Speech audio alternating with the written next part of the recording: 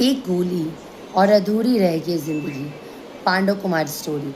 दिल्ली की भागती दौड़ती सड़कों पे एक लड़का मात्र 21 साल का हर दिन अपने सपनों को लेकर निकलता था। नाम था पांडव कुमार। बिहार के छोटे से गांव से आए ये लड़का कोई बड़ा सपना नहीं देखता था, बस अपने परिवार के साथ खुश रहना चाहता था।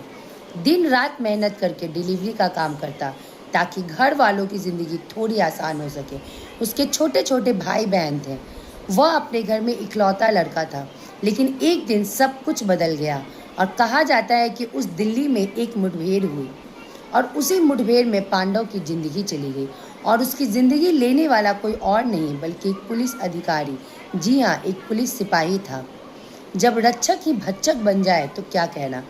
सूत्रों की माने तो वो सिपाही ने बहुत ड्रिंक किया था और जब पांडव कुमार से उसकी बहस हुई तो उसने गुस्से में अपनी बंदूक निकाल के, और जब तक कोई कुछ समझ पाता तब तक पांडव कुमार को गोली लग चुकी थी, वो जमीन पर गिर चुका था। अब सवाल यह है कि क्या वह सच में कोई अपराधी था या फिर एक मासूम था जो सिस्टम का शिकार बन गया। उसकी माँ आज भी दरवाजे की तरफ देखती है, जैसे उसका बेटा अभी आएगा और कहेगा, माँ मैं आ गया। लेकिन हकीकत बहुत कड़वी है, वह अब कभी नहीं आएगा। और यह सिर्फ एक कहानी नहीं है, ये सवाल है, क्या बिहारी होना गुनाह है। इंसाफ का, सिस्टम का और हमारी चुप्पी का ये सवाल है। अगर आप चाहते हैं कि सच सामने आए तो आवाज़ उठाइए और इस वीडियो को शेयर कीजिए जस्ट फॉर पांडव कुमार। जय बिहार।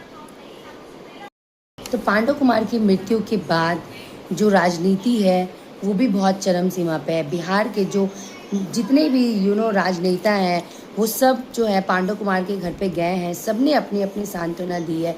पर प्रश्न ये है कि क्या पांडव कुमार अब कभी वापस आएंगे? क्या उस माँ के पास उसका बेटा वापस आएगा? क्या उन छोटे छोटे भाई बहनों के पास क्या उसका भाई कभी वापस आएगा? नहीं आएगा। दिल्ली की जो सीएम है रेखा गुप्ता, उन्होंने साफ साफ कहा है कि जो ऐसे क्राइम्स है उसमें क्रिमिनल्स को बिल्कुल नहीं बख्शा जाएगा। जिसकी भी गलती है उसे कड़ी से कड़ी सज़ा दी जाएगी। पर बहुत ही दुखद है, पांडव कुमार को इंसाफ मिलना चाहिए। जब पांडव कुमार का पार्थिव शरीर जब बिहार पहुंचा तो जितने भी उसके गांव के लोग थे सब देख के रो पड़े। उनका साफ साफ कहना था कि पांडव कुमार जो था वो बहुत ही सीधा लड़का था। वो ना तो कभी किसी से बहस करता था, बल्कि वो लोगों के साथ बहुत ही प्यार से रहता था, सबकी हेल्प करता था। जब जब वो दिल्ली से गांव आता था तो गांव के बच्चों के लिए मिठाई लेके आएगा, चॉकलेट लेके आएगा। आखिर एक इतने अच्छे लड़के ने जो कमाने के चलते दिल्ली गया था, उसके साथ ऐसा क्या हो जाता है।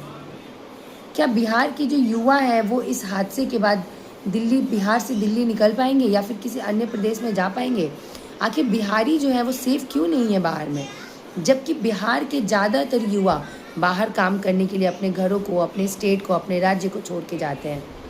इन सब की शिक्षा की सुरक्षा की जिम्मेदारी किसकी है? सरकार की या पुलिस की है? और जब पुलिस ही ऐसा घिनौना काम करे तो आप किस पे विश्वास कर सकते हैं?